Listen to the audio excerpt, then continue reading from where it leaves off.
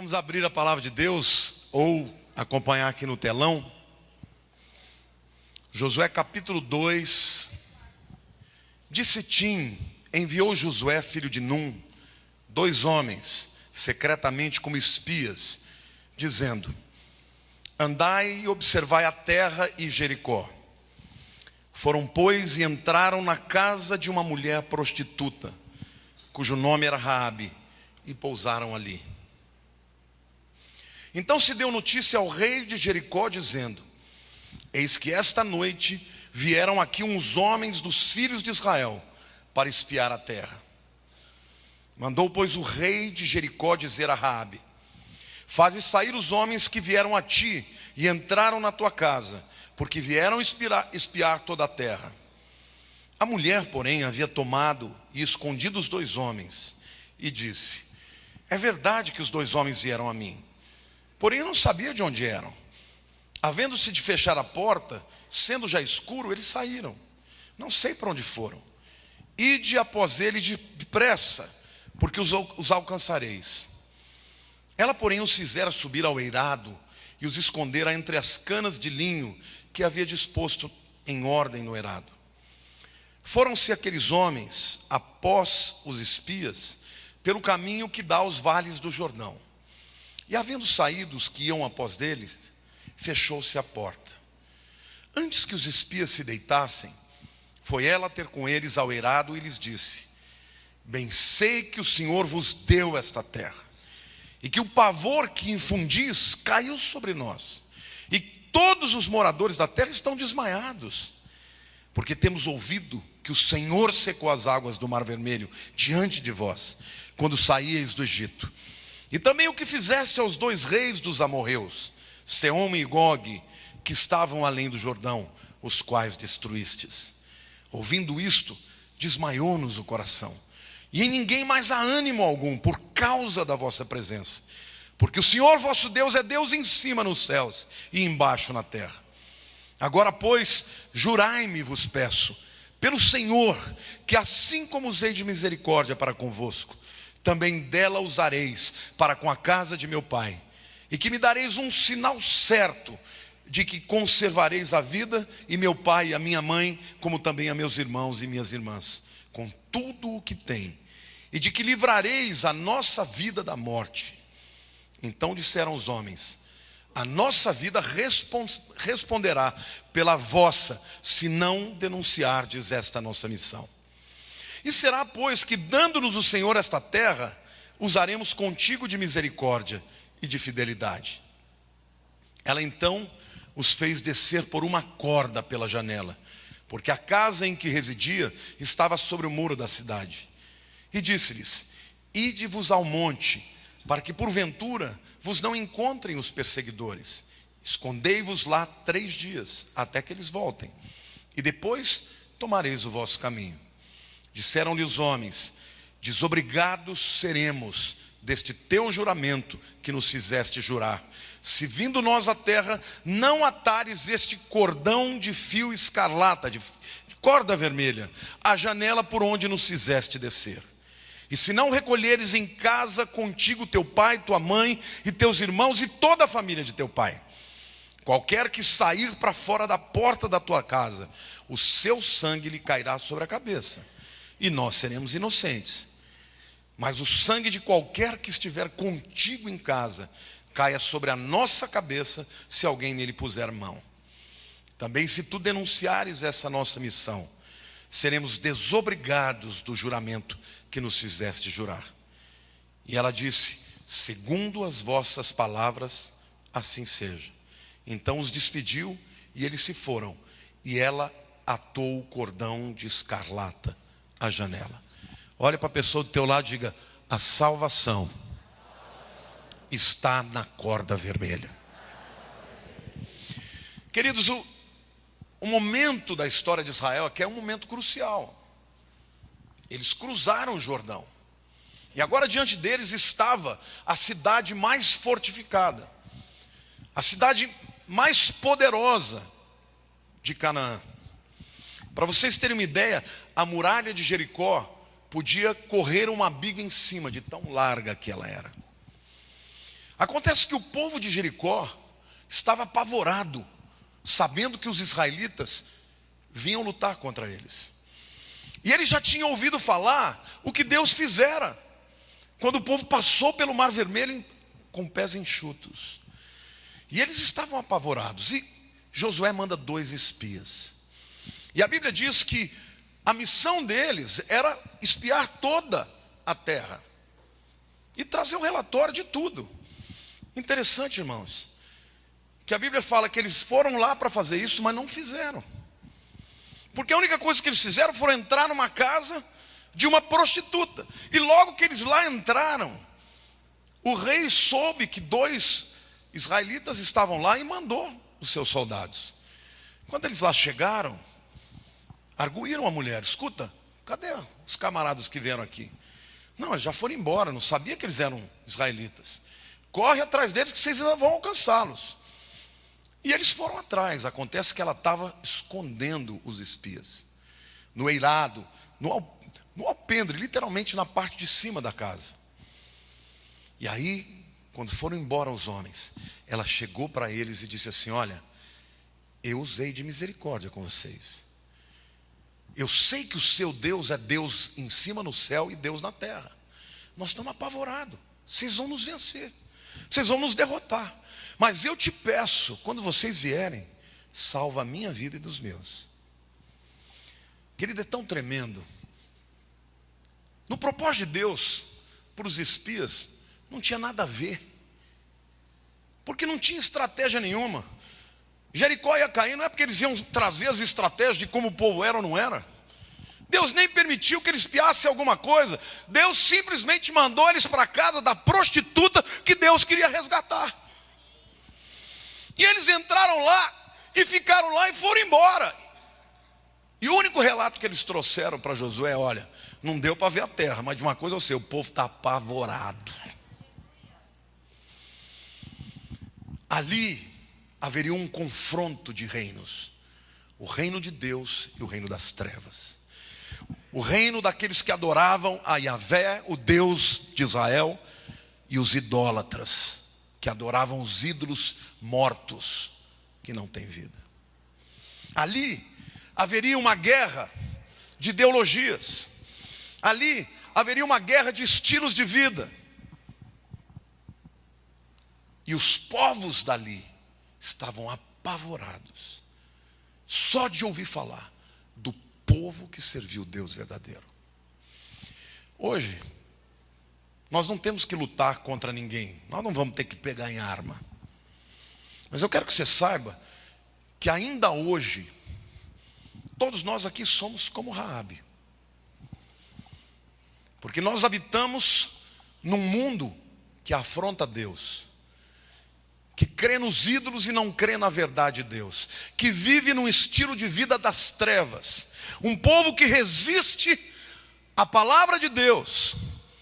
E quando nós recebemos a palavra da salvação, nós temos a opção que Raabe teve. Quantos aqui creram em Jesus? Raabe creu. Ela falou: nossos deuses não valem de nada diante do Deus de Israel. Eu quero esse Deus para mim. Ele é Deus no céu e Deus na terra. E aí, ela declara para aqueles que eram os enviados de Israel: salva-nos, preserva a nossa vida do mesmo jeito que eu te dei misericórdia, faça isso comigo e com a minha família. E os 2 espias falaram: então é o seguinte, você vai amarrar uma corda vermelha na tua casa, na janela para fora. Quando a gente voltar, todo mundo que estiver dentro da tua casa está salvo. Nós não vamos tocar. Se tiver algum fora, nós não vamos ter culpa, porque vai morrer. E ela assim fez. Eu quero dizer para você, queridos, que a história de Raabe olha por uma outra ótica a guerra espiritual. Eu poderia aqui falar de todos os feitos do povo de Israel e de como eles dominaram a Jericó de maneira extraordinária e sobrenatural. Mas hoje eu quero falar do outro ponto de vista, do ponto de vista de quem ia ser conquistado, de quem ia ser derrotado, mas saiu dali com a sua família salva. Hoje Nós somos habitantes dessa terra que cada vez mais se levanta contra o nosso Deus. Mas nós podemos fazer a escolha certa e escolher o Deus de Israel. E a despeito dos inimigos do reino, nós seremos preservados. Amém? Olhe para a pessoa do teu lado e diga: a sua família pode ser salva por causa do cordão vermelho. Amém? Eu quero falar de 4 lições muito práticas aqui, que nós devemos tomar para a nossa vida, que garantem a salvação de toda a nossa família. A primeira lição, querido, diga assim: eu quero a minha família salva. Diga assim: a história de Raabe me ensina que minha família pode ser salva a despeito do meu histórico. Amém? Quem era Raabe? Prostituta. E querido, prostituição, desde que o mundo é mundo, é uma profissão que gera repúdio. Os homens vão para um prostíbulo para se satisfazerem. Eu nunca vi um homem falar: vou no prostíbulo porque lá está a minha escolhida. Provavelmente Raabe era rejeitada até pela própria família, mas não era rejeitada por Deus, porque Deus mandou aqueles 2 camaradas lá só como objetivo. Não era espiar a terra, era salvar a família de Raabe. Então eu quero dizer para você, meu querido, que onde abundou o pecado, superabundou a graça. E Deus pode restaurar a tua história. Não importa o teu passado, o importa é o que Deus vai fazer do teu futuro. Amém? Deus é um Deus que não tem preconceito. Ele não olha para o homem dizendo: esse é um pecador. Ele olha para o homem e fala: é um pecador que eu vou restaurar. Os homens são preconceituosos, mas não Deus. Se nós cremos no Deus vivo, nós podemos ser instrumentos de levar a mensagem, como aqueles 2 espias foram. Amém? Diga assim: a minha família vai ser salva. Diga: a minha família vai ser honrada a despeito do meu passado. Amém? Tem muita gente que olha para a pessoa que está toda ferrada e diz: está colhendo o que plantou. Deus não faz isso, não. Deus fala assim: onde abundou o pecado, superabundou a graça. Deus olha para você e fala: eu tenho uma história para você, eu quero transformar a sua vida. O que Deus espera é que você tenha a resposta que Raabe teve. O Deus de Israel é verdadeiro. Nosso povo vai ser derrotado, não tem jeito da gente ganhar, então eu quero fazer parte desse reino. Ela simplesmente escolheu negar a sua sociedade, negar os modus operandi, os modus vivendi, o seu estilo de vida, e se tornou parte do povo de Israel. Hoje, quando você olha para o mundo olha para nós como inimigos. Você falar da palavra de Deus, você falar da ética cristã, você falar da Bíblia, você vira inimigo. Mas queridos, nós estamos numa guerra de reinos. Que Deus você deseja servir? A que povo você quer pertencer? Quantos aqui querem fazer parte do povo de Deus? Diga: eu sou parte do povo de Deus. Amém? Satanás é o acusador, mas Jesus é o advogado. Quando Deus se revelou a Moisés, Ele mandou fazer a Arca da Aliança. E a Arca da Aliança era um utensílio muito precioso, no qual a glória de Deus se manifestava. A chamada Shekinah, a glória de Deus. No tabernáculo no deserto, durante a noite, o povo viu uma coluna de fogo. E durante o dia, nuvem. A Shekinah de Deus. Na arca, queridos, Deus mandou colocar 3 objetos muito importantes. O primeiro eram as tábuas da lei que Moisés quebrou. Vocês se lembram qual que é o primeiro mandamento dos 10 mandamentos? Não terás outros deuses diante de mim. Não farás para ti imagem de escultura. Meu querido, se você é aquele que anda com um santinho no bolso, rasgue. Se você é aquele que tem imagem e se dobra perante isso, quebre. Porque Deus não aceita que a sua glória seja retratada por homens pecadores que constroem um objeto para ser adorado. E Deus mandou botar as 2 tábuas, porque Moisés chegou, quando ele desceu do Monte Sinai, quem ele encontra? O povo adorando o bezerro de ouro. Porque no Egito, o touro era um deus. Então, depois de Deus ter feito maravilhas, as 10 pragas, o povo passar pelo Mar Vermelho, agora Moisés ausenta 40 dias, eles já fazem um bezerro de ouro. Moisés ficou tão indignado que ele jogou as tábuas no chão e elas se quebraram. Deus mandou, coloca dentro da arca. Segundo objeto que Deus manda pôr é o vaso com maná dentro. Você sabe o que a palavra maná significa? Maná é literalmente a tradução do hebraico. O que é isso? Ma é o quê? Na é isso. Maná, o que é isso? Era o pão, chamaram de maná. E eles comeram maná durante tantos anos, chegaram uma hora que eles falaram: não aguentamos mais esse pão vil. Chamaram a provisão de Deus de pão vil. O terceiro utensílio que tinha que ficar na arca era a vara de Arão. Deus chegou e falou assim: Moisés e Arão são os líderes. E Corá falou assim: por que é ele e não eu? Olha para o teu irmão e diga: não interessa. Diga: o que Deus manda, você não discute. Amém? E eles discutiram. E aí Deus falou para Moisés: faz o seguinte, manda todos os líderes das tribos pegar o seu cajado e jogar dentro do tabernáculo. Todo mundo jogou. E Arão jogou dele também. No dia seguinte, eles foram pegar de volta.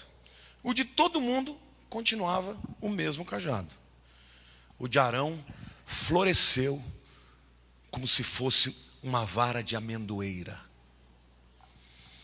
Aí eles falaram: ah, então é Arão mesmo que está com a unção. Deus mandou jogar o cajado lá dentro também. O que é isso, hein, irmãos? O que Deus está querendo fazer com isso? Você sabia que você não pode esconder nada de Deus? Você pode esconder o seu pecado da tua mulher, do teu filho, do teu pastor. De Deus você não pode.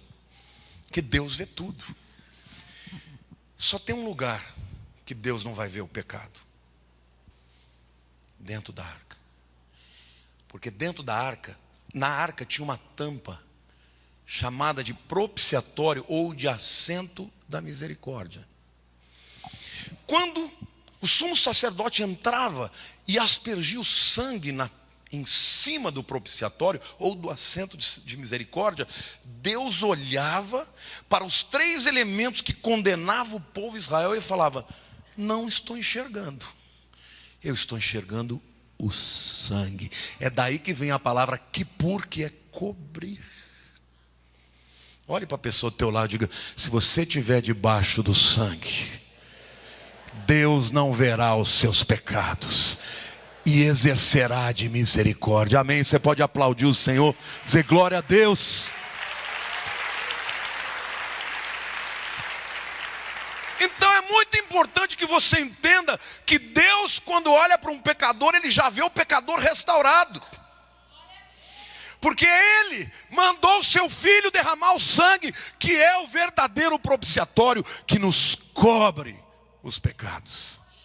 Amém? Olhe para a pessoa do teu lado e diga: o teu passado não vai determinar o teu futuro.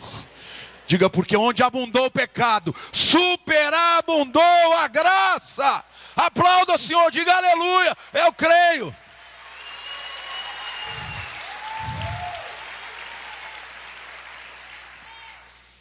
Aliás, Deus ama pegar um indivíduo todo torto e fazer dele instrumento da sua glória. Sabe aquele indivíduo torto que você fala: esse não dá jeito? Deus fala: é com esse que eu quero trabalhar. Segunda lição que eu quero compartilhar com vocês, diga assim: para que haja salvação, eu preciso prender a corda escarlate na minha casa. Os espias deixaram bem claro, ó, nós vamos embora, você prende essa corda aí. Porque quando nós voltamos, nós não conhecemos, não vamos saber onde está a sua casa. Ela morava exatamente no muro, né? A parede do muro era a parede da casa dela. Então como é que eles iam saber qual que era a casa dela? Tinha que ter uma corda vermelha. Querido, você quer que a tua família seja salva? Deus está dizendo, prende a corda vermelha. A corda vermelha é Jesus. A corda vermelha fala do sinal de Deus.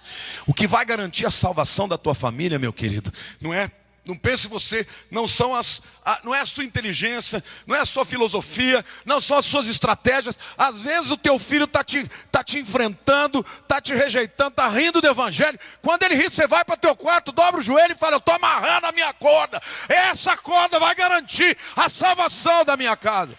Não é o diabo que vai determinar. Amém? Aplauda mais, porque essa é a revelação de Deus para a tua vida. Prenda a corda. Mas pastor, o que é prender a corda? Na prática. Deixa eu fazer uma pergunta para você. De quem que é a obrigação de falar de Jesus para os seus filhos? É do pastor? É do professor da escola dominical? Quem é que vai ensinar de Jesus para ele? Diga eu. Diga eu. Diga na minha casa. Eu vou falar a palavra de Deus para os meus filhos.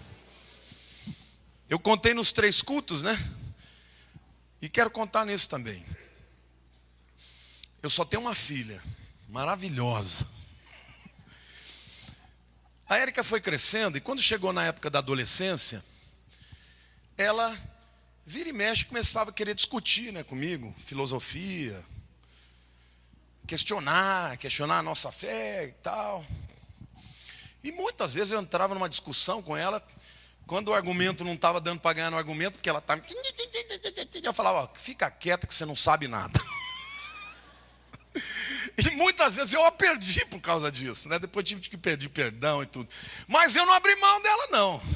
Quando chegou na faculdade, aí vem aqueles professorzinho, comunista, marxista, que acha que sabe das coisas, e começa a querer influenciar. A universidade não vai roubar os seus filhos de Jesus. E muitas vezes eu quebrava o pau com ela. A Lília até saía. Às vezes sentava para comer, aquele momento de paz que devia ser, ela já começava a dar as cutucadas. Até que um dia Deus falou comigo, olha, não é assim que você vai ganhar. Você tem que orar pela vida dela. Ore porque isso é uma luta espiritual. E eu comecei a orar com a Lília. E a gente começou a declarar que a nossa filha não ia ser uma mulher de incredulidade, mas ser uma mulher de fé.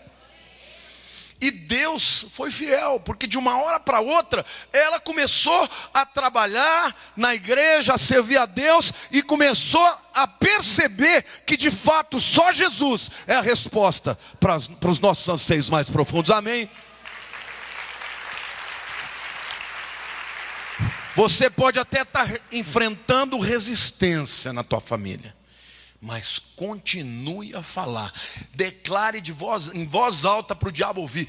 O meu filho, a minha filha não é tua, não é teu, não, é de Jesus. Estou amarrando a corda vermelha, enrola em volta dele, e ele é teu em nome de Jesus. Amém? E ele será de Jesus, porque pode estourar a corda do mundo, mas a do Senhor não vai estourar na tua vida. Amém? E aí, ela chegou nessa fase de namoro, chegou o Ramonzinho. Estou vendo a Márcia lá atrás. Eu adoro o Ramon, você sabe que eu amo aquele meu, é um filho para mim. Mas morri de ciúme, queria matar ele.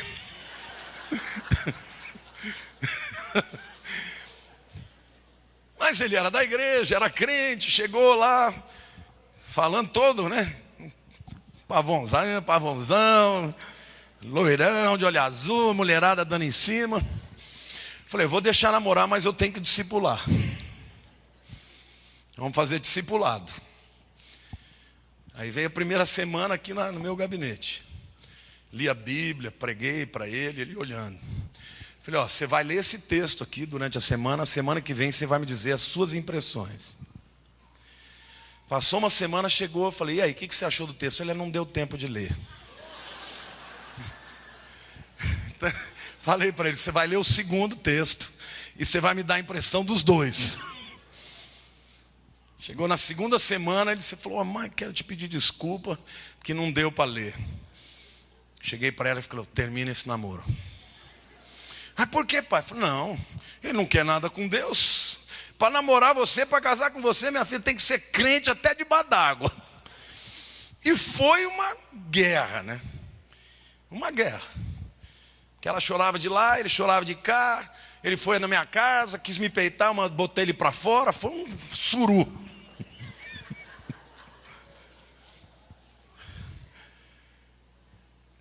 Passaram meses, e eu vendo minha filha chorando, e chorando para lá, eu falava, Deus, será que eu estou sendo duro demais? Um dia no acampamento o Ramon me procura, ele falou, pastor, esqueci de dizer, tudo quanto é culto que eu pregava, fazia apelo, ele vinha em primeiro lugar. Falei, gente, o moleque se converteu mesmo. E naquele dia no acampamento, eu lembro até hoje, foi uma noite de fogueira, ele me procurou e ele falou bem sério comigo. Ele falou, olha, Deus falou muito comigo, que a Érica era o meu Deus, que eu achava que eu só seria feliz com ela, ela era a minha segurança. E Deus falou comigo que isso é idolatria. Então eu quero te dizer, eu ainda amo a sua filha e quero me casar com ela. Mas se você disser que não, eu vou continuar firme com Deus, porque Ele tem alguém para mim. Quando ele falou desse jeito, eu vi que ele estava emocionado, eu falei, agora pode namorar. E o resultado vocês conhecem, se casaram.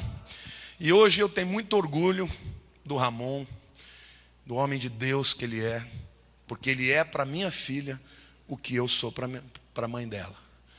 Ele cuida dela, cuida do meu neto. E hoje eu vejo ele ensinando o Enzo a orar com 2 anos e meio.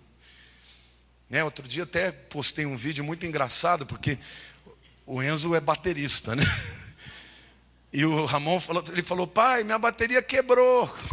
E o Ramon falou, o que eu faço? O que então a gente faz quando quebra? Vou orar para Jesus consertar. Ele falou, então ora. Aí o Enzo, ele fala baixinho, né? Ele estendeu a mão e falou, Senhor Jesus alto, conserta a minha bateria. Sabe o que é isso, querido? É a corda vermelha. Eu amo demais o meu neto. E às vezes eu fico com receio do futuro. Um dia o Senhor falou para mim, não tenha medo do futuro, ele é meu. Ele está debaixo da minha graça, está debaixo do meu sangue. Querido, o teu filho, se você é de Jesus, o teu filho já é dele. Você trate de amarrar essa corda vermelha na tua casa, e ainda que o diabo se levante contra você, ele vai cair, porque Deus é mais poderoso, amém?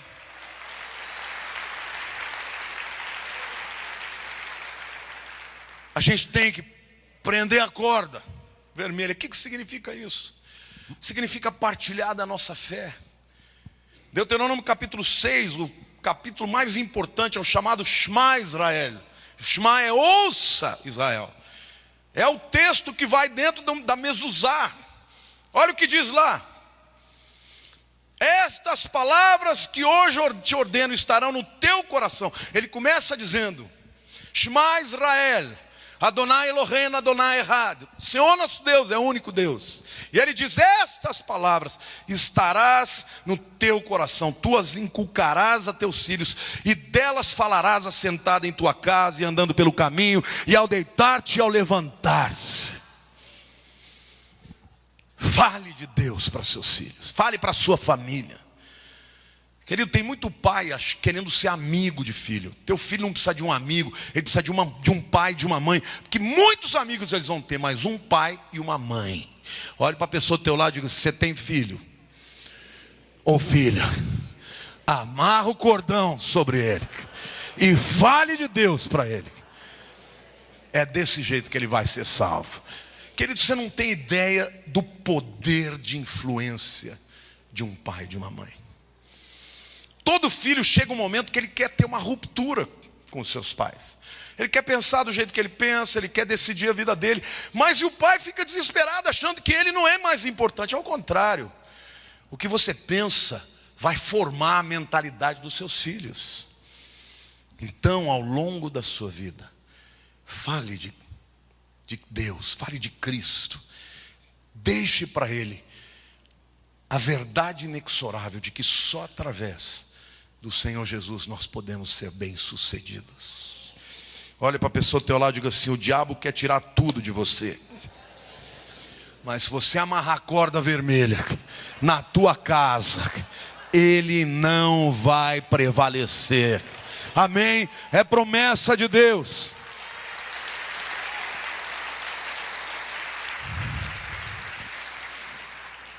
Foi isso que os espias disseram. Se a corda estiver pendurada lá, ninguém daí vai morrer. Mas se não tiver, eu não tenho culpa. O sangue das pessoas que morreram vai estar conosco. E manda os teus parentes ficar tudo dentro da sua casa. Porque quem estiver dentro é salvo, quem estiver fora vai morrer. Isso que Deus está dizendo para você. Se você invoca o Senhor na tua vida, na sua casa, na sua família, todos, pais, primos, irmãos, todos que estiverem debaixo da mesma casa, debaixo da aliança, serão salvos. Essa é a promessa de Deus. Você pode dar uma salva de palmas para Jesus? Dizer glória a Deus. Glória a Deus, diga glória a Deus.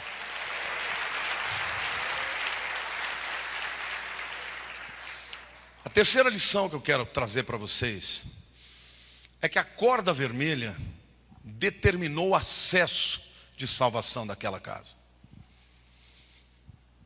Quando os israelitas voltaram, naquela casa, eles usaram a corda. As muralhas caíram, mas eu tenho certeza absoluta que naquela casa a corda permaneceu firme. O que entrou na casa dela, entrou pela corda vermelha.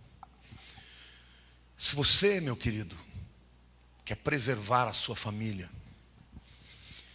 não dê acesso a qualquer porcaria para os seus filhos. Vocês sabem qual é o pior câncer que hoje está dominando a vida dos jovens? Muita gente vai dizer drogas. Eu creio que tem um pior: internet.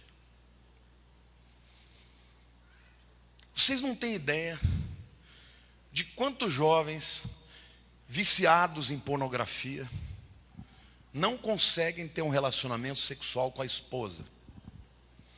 Por quê?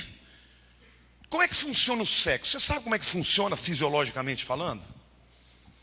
Os hormônios é que geram a excitação. Sim ou não? Excitar é de Deus. Se não tiver excitação, não tem nenê. Mas e o cérebro? O que acontece no cérebro quando o indivíduo está excitado? Dopamina. O mesmo neurotransmissor produzido pela cocaína é produzido pelo sexo. Só que dizem, eu nunca provei cocaína, que a cocaína é 100 vezes mais poderosa que o orgasmo. Dopamina. Dopamina é um hormônio que gera bem-estar. Do mesmo jeito que o sexo, o orgasmo traz prazer, cheirar uma carreirinha de cocaína também traz. O que causa o vício? Quando o cérebro entende que a dopamina está sendo ministrada externamente, ele fala: não vou parar de produzir. Você quer ver outra substância que produz dopamina? Nicotina. Quem é que fumou ou já fuma? Levante a mão. Você já sentiu a fissura? Eu me lembro que eu fumava e eu falava: vou parar de fumar. Meu querido, só na hora que eu falava vou parar de fumar, eu já catava duas bitucas do chão. Só porque eu falei vou parar, já ficava fissurado. O que é isso? Falta de dopamina. Então hoje, quando um jovem fica vendo pornografia na internet, além dos demônios, das portas abertas espiritualmente que ele abre, ele está jogando na mente dele o quê? Dopamina. e ele fica viciado. Toma cuidado com quem vai entrar na tua casa.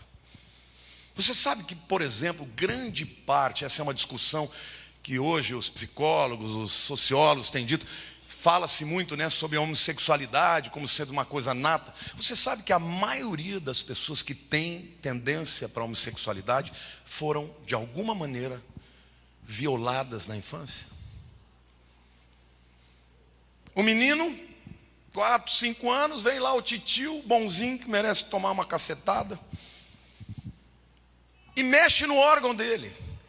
E ali ele descobre o canal do prazer. E esse canal do prazer se torna o meio através do qual ele vai procurar aquela dopamina. E aí quando ele cresce, ele não consegue ter prazer de outra maneira.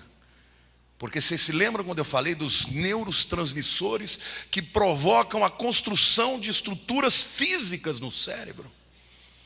Ele aprende o caminho da dopamina e do prazer.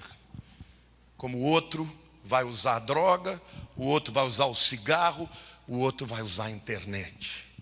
Por que eu estou fazendo essa explanação até científica? Porque falar desse tema é um pouco tabu, né? Fica todo mundo meio empoderado. Mas hoje, crianças de 8, 10 anos já estão entrando na internet e vendo pornografia. A corda vermelha nos diz que aquilo que tem que ter acesso à nossa vida, à nossa casa, tem que ser aquilo que vem de Deus. Não permita que nada ou ninguém tenha acesso livre aos teus filhos. Esse negócio de filho querer trancar a porta, proibido. Bate na porta e fala: o que você está fazendo? Não, eu estou trocando de roupa. Abre, te vi nascer, limpei seu bumbum, pode abrir. Ah, mas eu quero minha privacidade. Querido, você vai ter sua privacidade quando você ganhar dinheiro e pagar suas contas. Quando você estiver aqui, quem sabe da tua privacidade sou eu. Amém ou não? Se você não está fazendo isso, você está abrindo as portas para que o inimigo venha dominar a mente dos seus filhos. Você não sabe o tanto de gente em idade plena e não consegue ter relacionamento. Aí vem falar comigo: pastor, será que eu sou gay?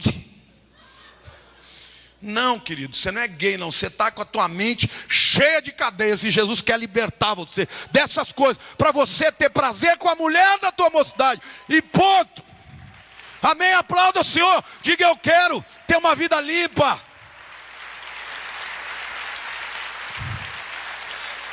A corda vermelha foi o sinal, o instrumento através do qual entrou a salvação naquela casa.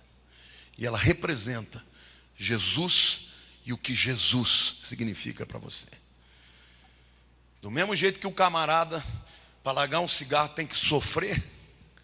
Estou vendo o Udão ali, ó. O Udão fumava, não aguentava largar de fumar, até que o dia teve um infarto. Aí o dia que teve um infarto, ele parou. Sofreu que nem um cão, mas parou. Olha para a pessoa do teu lado e diga assim: o pecado já foi perdoado por Jesus, mas ele causa cadeia na sua vida. Diga: na minha vida, a única corda que vai me amarrar é o cordão vermelho da graça de Jesus. Eu não vou estar amarrado em nada que não seja do Senhor. Amém? Aplauda o Senhor, diga: eu quero ser testemunha viva da libertação do Senhor.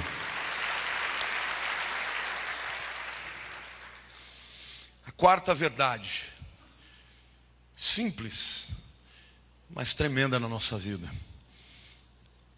é que essa história nos mostra que a corda vermelha provocou uma mudança radical na vida de Rabi.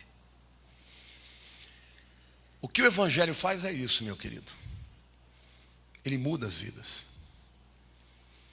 E eu não estou aqui de maneira nenhuma para gerar peso, culpa em você, de jeito nenhum. Eu só estou te dizendo que se você está amarrado em alguma coisa, Jesus tem poder para te libertar. Foi isso que aconteceu na vida de Rabi. A primeira coisa que Deus mudou foi a identidade dela. Rabi vem de uma raiz. Ra, o Deus Sol, um deus pagão. Mas a palavra Raabe significa violência, significa insolência, ferocidade, selvageria. E Deus mudou a identidade dela e transformou aquela mulher numa adoradora do Deus poderoso. Se você está chegando para Cristo, você não tem que permanecer do jeito que você é. O inimigo quer que você acredite nessas máximas, né? Pau que nasce torto, morre torto. Não, querido. Você pode ser transformado por o Senhor Jesus. Quem está em Cristo é nova criatura. As coisas velhas já passaram, eis que tudo se fez novo. Jesus quer mudar a tua identidade. Ah, mas eu sou assim mesmo. Não, é assim, mas vai deixar de ser. Pelo poder do Espírito Santo de Deus. Deus vai transformar o teu caráter. Deus vai transformar o teu temperamento. Segunda coisa que a corda vermelha mudou foi o destino dela. Se ela não tivesse tomado aquela decisão, meu querido, ela ia morrer. Ela sabia disso. Ela falou: nós estamos tudo morrendo de medo, porque o Deus de vocês é poderoso. Nós não temos como resistir vocês. Nós estamos apavorados. Tem muita gente que você chega, fala de Jesus, fala: é mesmo, eu concordo, mas não estou preparado. Ela não, ela falou: eu estou prontinha para mudar de lado. Eu quero mudar. Você me aceita? Eu sou prostituta. Pode vir, pendura a corda aí que nós vamos chegar aqui e você vai ser preservado. Quantos aqui querem deixar Jesus mudar o seu destino?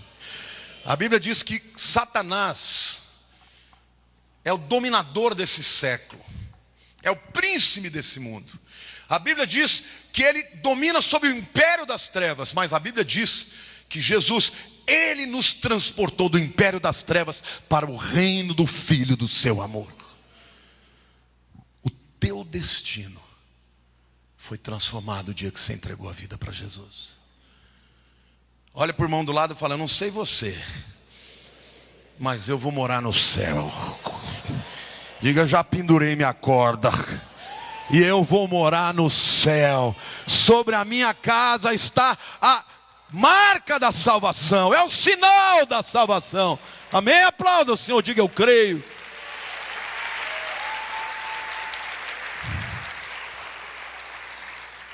A terceira coisa que foi transformada na vida de Raabe foi o status dela.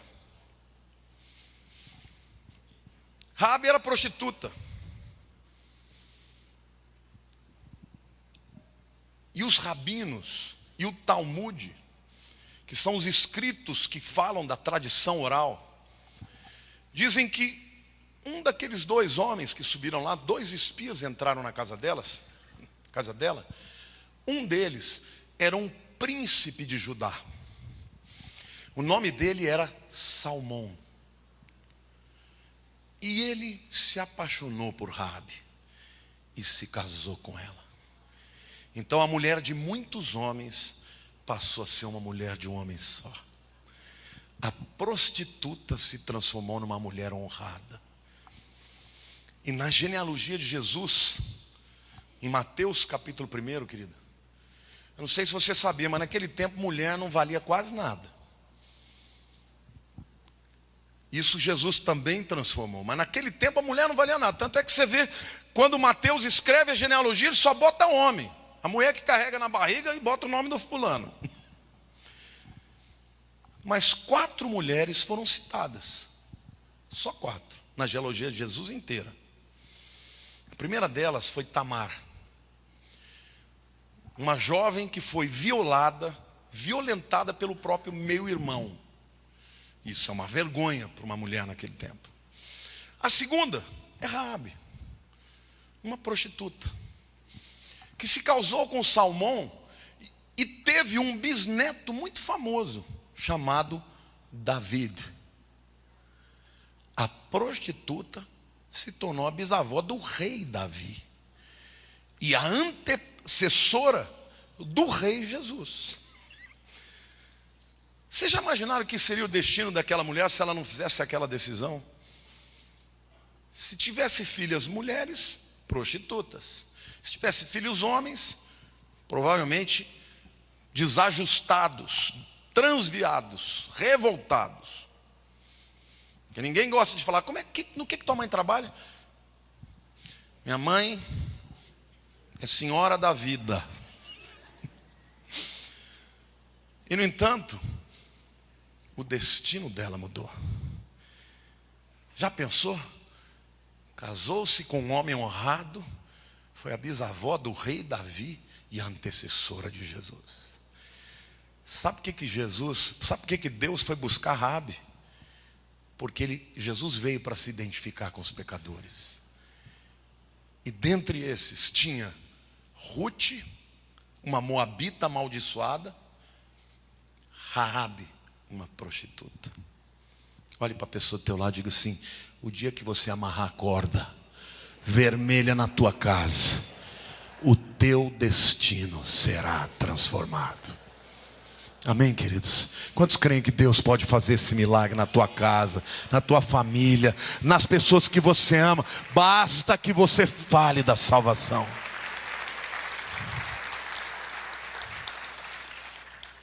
E por último, mudou a sua descendência. O americano gosta muito de fazer estatística, né? Mas certa vez eles fizeram uma estatística aleatória e pegaram 2 indivíduos diferentes, lá para o século XVIII. Um bandido e um outro pastor. E acompanharam a genealogia dele.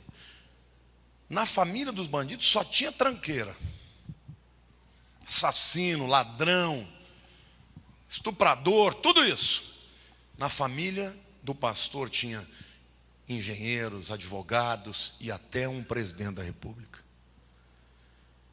Quando você escolhe seguir a Deus, Deus faz uma aliança, não é só com você não, é com teus filhos, com seus netos, seus bisnetos, seus tataranetos, seus tetranetos, seus pentanetos, as hexanetos, heptanetos, octanetos, tudo aí. Nem sei se existem esses nomes. Só usei os prefixos gregos para adjetivar. Mas é assim que Deus faz. Não tenha medo da sua descendência não, porque Deus, a Bíblia diz assim: eu visito a iniquidade dos pais nos filhos, até 3ª e 4ª geração, mas eu exerço misericórdia até 1000 gerações naqueles que me temem. Amém, queridos? Glória a Deus. É a corda vermelha que vai garantir que a tua família vai ser salva, em nome de Jesus. Eu quero terminar minha palavra dizendo: Deus continua querendo transformar a terra. E nós estamos em guerra. A nossa guerra não é pegar em armas. Nossa guerra é o amor. Mas não é um amor que se encolhe, que se recolhe. É o amor que se estabelece. No inglês eu gosto muito das frases que são usadas, ou dos termos que são usados, porque são mais enxutos. Tem um termo, 2 termos no inglês, que é stand up e stand out. Então os pastores, quando pregam, falam stand up and stand out. Quer dizer, se levanta e se mostre. Deus te chamou para ser formador de opinião. Deus nos chamou para lutar o bom combate, para acabar a carreira e salvar aqueles que estão perto de nós. Deus vai usar essa igreja, Deus vai usar a sua família, Deus vai transformar a tua igreja. Agora Ele quer que você amarre a corda vermelha na sua casa. Se o diabo estiver roubando os seus filhos, roubando os seus pais, os seus irmãos, entre em guerra com ele. Diga: eu amarro a minha corda vermelha pelos meus familiares. Se você desistir deles, quem vai lutar por eles? Amém.